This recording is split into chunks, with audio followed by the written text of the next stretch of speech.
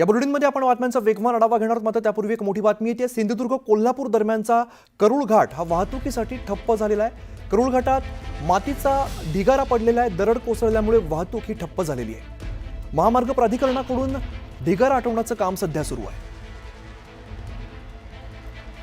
सिंधुदुर्ग कोल्हापूर दरम्यानचा जो करूळ घाट आहे या ठिकाणी वाहतूक सध्या ठप्प झाल्याचं कळतंय, कारण करूळ घाटामध्ये मातीचा ढिगारा कोसळलेला आहे, दरड कोसळलेली आहे, त्यामुळे वाहतूक ही ठप्प झालेली आणि महामार्ग प्राधिकरणाकडून सध्या हा ढिगारा मातीचा ढिगारा हटवण्याचं काम सुरू आहे।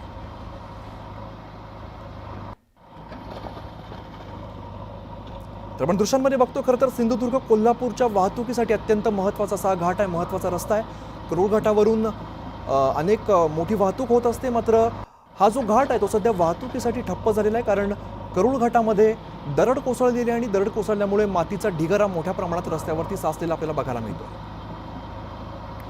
आमचे प्रतिनिधी प्रसाद पाताडे सध्या अधिकची माहिती देतात। प्रसाद, आपण बघतोय मोठ्या प्रमाणात दरड कोसळलेली आहे, मातीचा ढिगारा दिसतोय, सध्याची काय परिस्थिती आहे?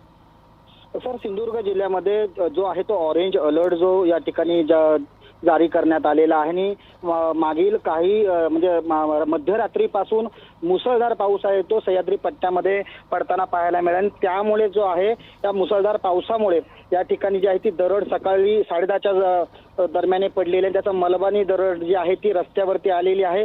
सुदैवाने कोणती जीवितहानी झालेली नाही आहे आणि सकाळपासून जी आतापर्यंत आहे ती वाहतूक जी आहे ती खोळंबलेली आहे आणि या ठिकाणी पाहायला गेलं तर महामार्गाचं जे प्राधिकरण आहे त्याचं मलबा हटवण्याचं काम जे आहे ते या ठिकाणी सुरू आहे। मात्र सिंधुदुर्ग आणि कोल्हापूर यांना जोडणारा जो करूळ घाट आहे यांचा संपर्क काही काळासाठी तुटलेला पाहायला मिळाला आहे।